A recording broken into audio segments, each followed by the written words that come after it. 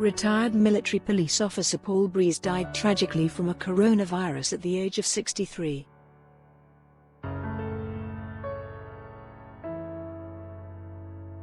This article contains images of him that some may find distressing.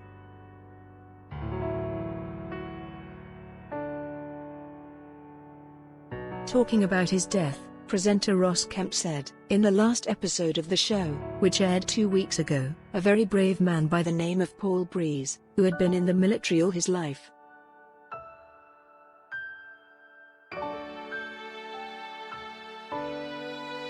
A fighter, unfortunately, until the end. He lost this fight and died as many did, but I just want to say a huge thank you for being so brave and allowing us to show the impact of this terrible.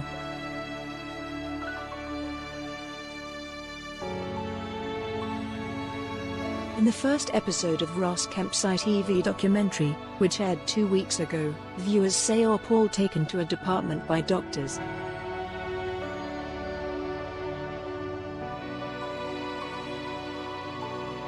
Paul was admitted to the hospital with breathing difficulties and put on oxygen, not a ventilator, and wanted to show how cruel the virus could be for patients.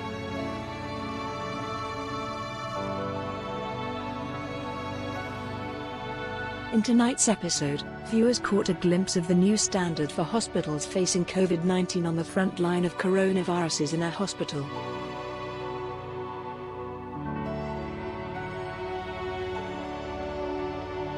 Ross Kemp was invited to return to the Milton Keynes University Hospital Trust as NHS staff prepared to deal with the full force of the coronavirus pandemic.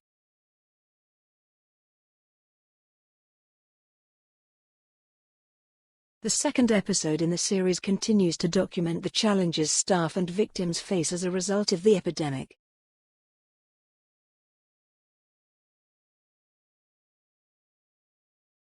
Medical authorities have revealed that patients in the later stages of their lives at the hospital would be allowed to be visited by a family member for 1 hour.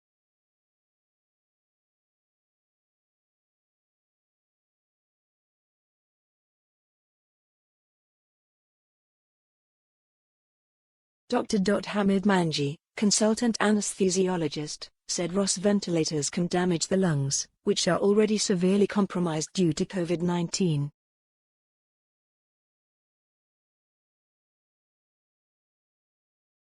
He added that a push or second spike could be likely once the lock is released.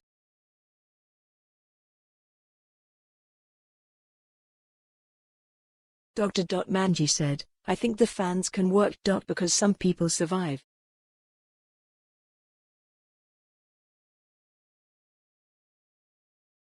But the reality is that the longer you stay on ventilation, especially with the COVID lung, which is a very damaged lung, the lower the survival rate.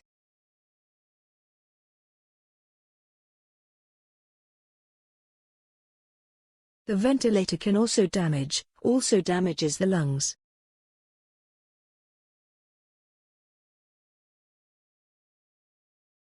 So ventilation itself is not a natural thing. The pressure damage causes the lungs to become inflamed.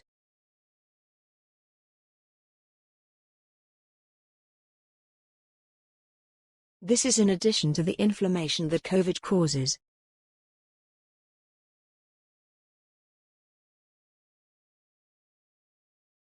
And that's in addition to the inflammation that the body causes as it tries to fight COVID.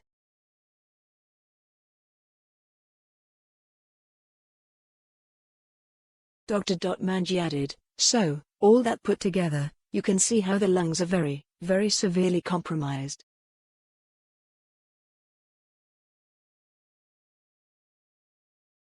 And also, we learned, if other organs fail like the heart or the kidneys in addition to the pulmonary insufficiency, the mortality rises to approximately 90%.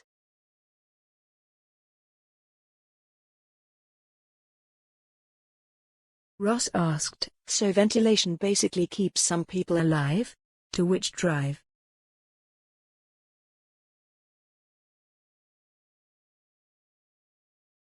Manji said, yes, but he conceded for some patients, they may prove to be ineffective.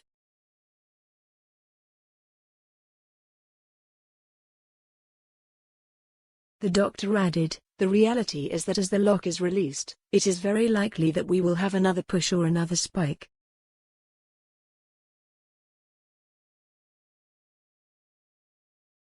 This is a concern for me, absolutely, because the lock is released and people start mixing again, there is this risk."